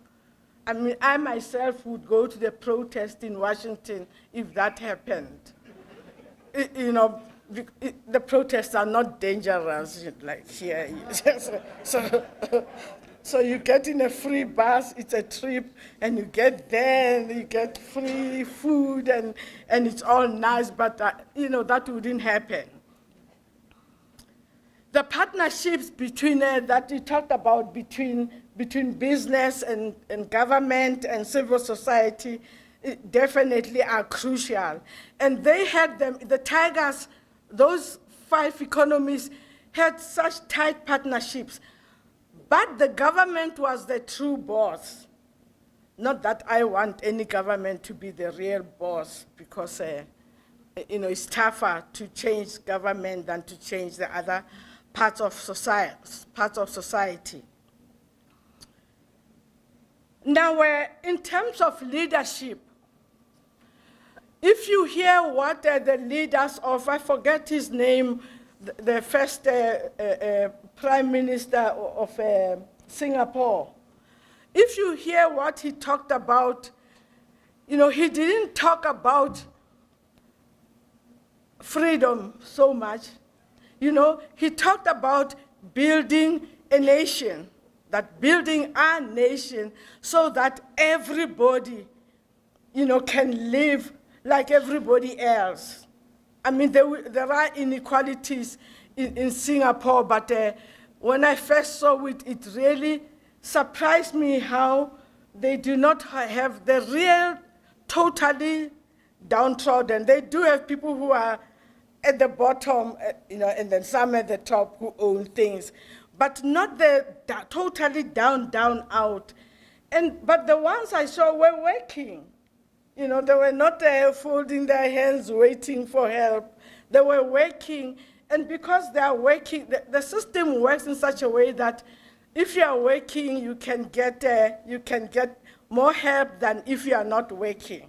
So you don't incentivize, young people to say, oh, we all get so much a month. They want to see, what you are doing, and then things get augmented, and you can be like everybody else. You can be like me, just survive, but not be right there where people cry when they look at you. So that never despair about South Africa, but never stop being vigilant. But in terms of when you think about how new all this is, it's not too bad. When you can't, in historic terms, this is 2 days. But that means everybody, you have to vote. I used to, in my classes when I was teaching politics, on voting day was, it still is some November on a Tuesday. We were not given permission to dismiss classes. You can vote the whole day. They say, oh, if they have a class at 9, isn't it they can vote later in the evening and so on? But I used to give all my classes, time off, and I would say, keep quiet about it, please. And I did it for some years until one day the chairman of the department heard about it and, called me in. And when I walked in and he laughed, I said, yeah, I'm in trouble if he's laughing. And he said, Lesego Witten doesn't allow we're not allowed to cancel school because it's voting. I say, ooh, I said, I'm so sorry. I'm South African, and voting is serious now being foreign. I made him so tired. He said, okay, go. We never had a talk. And I continue to do it every time. So, but on a more serious level, folks, and especially those of you who are now going to be at the forefront of fighting all these struggles, the corruption, and supporting the things that are right, because there are a lot of things that are right. Supporting those things is also important, not just protesting the things that are negative. So the tigers really are useful for us because we can see what they've done and how they've done it, but we still have to make adjustments to accommodate the fact that our society and also we as a culture are different. A lot of them don't have 11 languages. Oh, no, we don't have 11. Our languages are actually 14 if we count it right. And it's easier in those societies to do nationalism for development. But it's even a better achievement, and if you can do it with a society like Singapore, it's not one group, or other countries. The US is 1,000 groups. Some European countries are at least 2 or 3, and it can be done under a lot of circumstances. So really, I'd like to leave you with tremendous amount of hope, because I do have hope, and I have more hope. Take a guess as to which province I think is going to be the best in all these. Yeah, of course. You don't get a prize for that, sir. It's obvious. It's Northern Cape, and it's true. It's true that this province has a lot of things going for it that the other provinces, do not have. And because you live here, you don't realize it. And I'm from Pretoria, so I know what I'm talking about with regard to this. This province has a feel that is a little easier than that of the other provinces, in terms of trying to build one community and one nation in a province. So, I started about how many years? About 6 years. I started 6 years ago when people, in the US, you are in something in a city. The first question everybody's always asks you, where are you from, when they hear your accent? I say South Africa. And then the ones who pretend to know South Africa don't really know it. Said, where exactly in South Africa? I say in Pretoria. And even though they don't know anything, they say, oh, shame, poor thing. But now, when I've started saying, oh, I'm from the Northern Cape, they say, what street? I say, Kimberley. They say, haha, lucky you.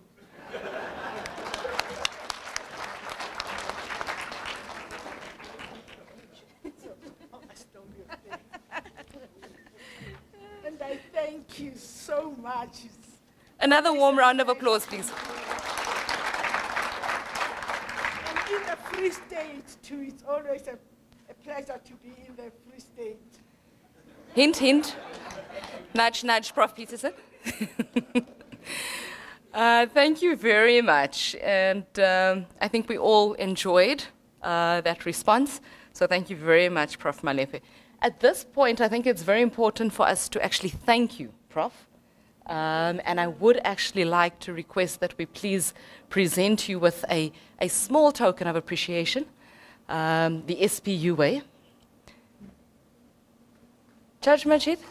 I think I'm going to ask you to help me with this one. So, Judge, if you could just join us on stage, please. And a photo op. We're big on pictures at SPU. So this one is for you, Prof. Gumede. Thank you so much.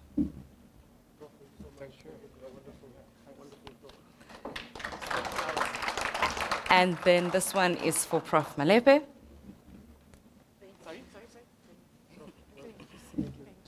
supporting our province. Right. And then,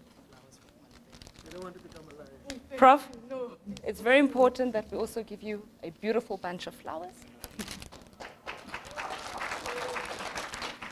Thank you so much. And then I'm just going to ask if all three of you could just come in, and then VC, if you could just join this photo up, please. Just one more person joining the picture. Come in, Prof.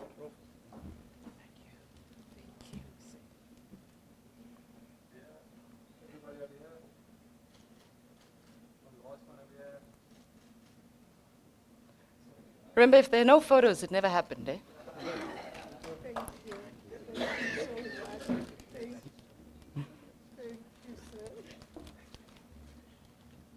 Thank you very much. We are approaching the end of what has been an amazing afternoon. And in wrapping up this afternoon's program, please allow me to welcome and introduce our acting head of School of Humanities, Dr. Kobus Rademacher, and delivering the vote of thanks this evening.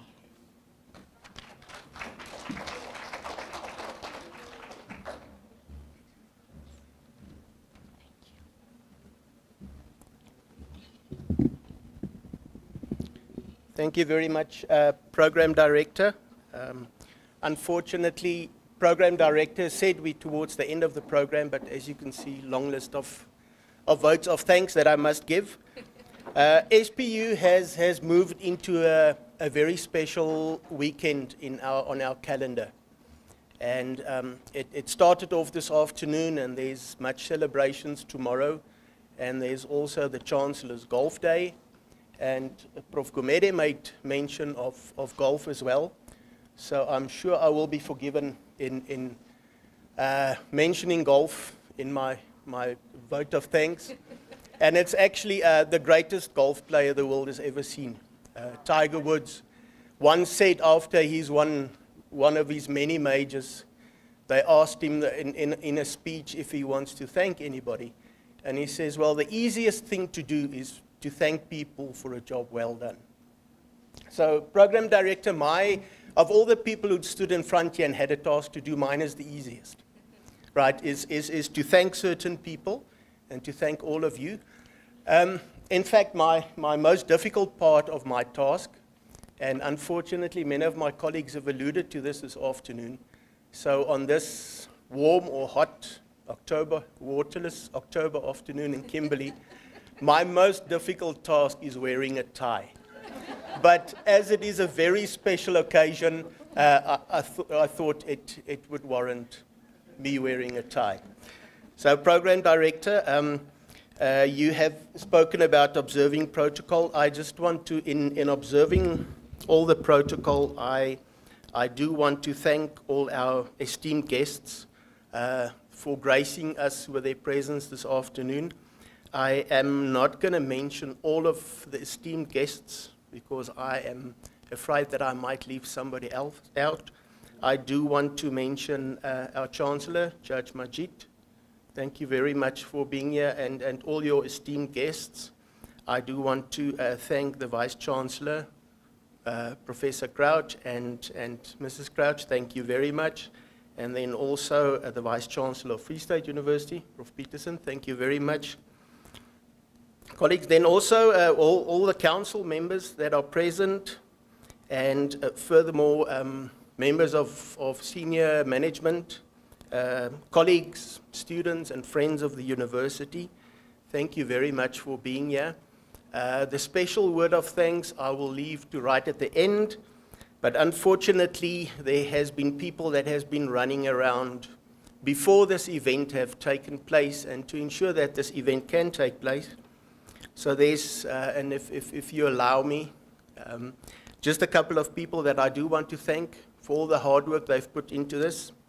First of all, Feroza and her team that has been planning the SPU weekend, and especially for this afternoon as well. It's a job great, very well done. All the students' assistants that has been supporting this team.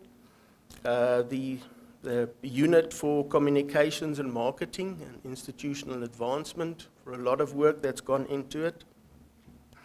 I will thank you as the audience later on, but also the service staff and IT for making it possible. And we have a standing joke that there's always, at important events, there's always a problem with a mic. There was no problems this afternoon, so thank you very much. Then I want to thank the program director for running the program very smoothly and very professionally. Thank you very much for that. My colleague in humanities, Prasabata Mukai, thank you very much for giving us a great background on the history of the Sol Plaatje annual lecture. It was, I think, very important for everybody getting that background. Then Prof. Crouch, thank you very much for making us all feel welcome and introducing our speaker and also the respondent. Now, whilst I was sitting there looking at the topic of Prof. Gomede's discussion this afternoon, and Prof. also listening to what you were saying, I couldn't help but think of something that Benjamin Franklin once said. And Franklin said, tell me and I forget. Teach me and I remember. Involve me and I will learn. Prof, and I want to thank you for involving us this afternoon. I was, from time to time, and please forgive me if you thought I drifted, but I was looking back to see the expressions on the faces of people, and I think we were all involved and we all learned a lot. And then Prof. Malepe, as respondent, thank you very much for adding to this involvement and raising more questions, but questions I think that we as an audience would think about for quite a while still. And I know that in the reaction when Prof. Gomede was first announced as the speaker this afternoon, there was a lot of anticipation, and now unfortunately it's over, but there's a lot of things to still think about. And then once again, my colleague in humanities was very naughty in saying on social media that Prof. Malepe will still be in Kimberley for a while, and I know many of us want to involve with her on her book on the Northern Cape. So just once again, thank you very much, Prof. Gomede, for a very gripping and a very thought-provoking discussion that you led this afternoon. And Prof. Malepe, thank you very much also for the response. And then last but not least, I just want to thank everybody in the audience, also those of you online, for being here this afternoon, for being involved, and for enjoying, I hope, sincerely do hope, enjoyed it as much as I did. Thank you very much, Program Director. Thank you, Dr. Rademacher. Yeah, I also caught wind of that caddy, and I was like, you know, golf is only as good as its caddy, hey? So, yeah, but we'll have an offline chat. Thank you very much once again, Doc. So, I beg your pardon? Yeah. I trust I'll see you on the golf course tomorrow. Awesome. Lastly, before closing, I would like to once again thank all of you present here this afternoon, online, and all of you present physically. I'd also like to thank our esteemed guests, our special guests who've traveled far and wide and have made time. We really do appreciate it. By forming part of this quintessential program in the celebration of a great man that was Sol Plaatje, you have all contributed immensely to the knowledge systems in our current society. Your contribution is appreciated. Thank you.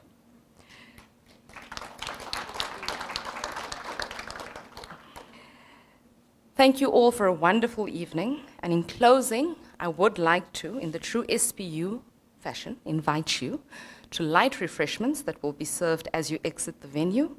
Please feel free to interact, mingle, network. You're only as good as your network at the end of the day.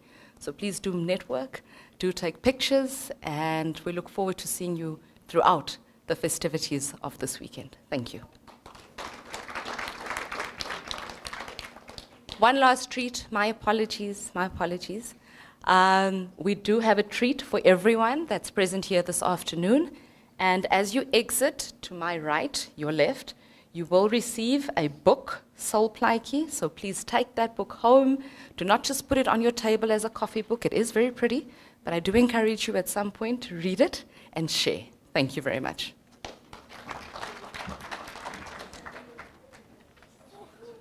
Thank you very much.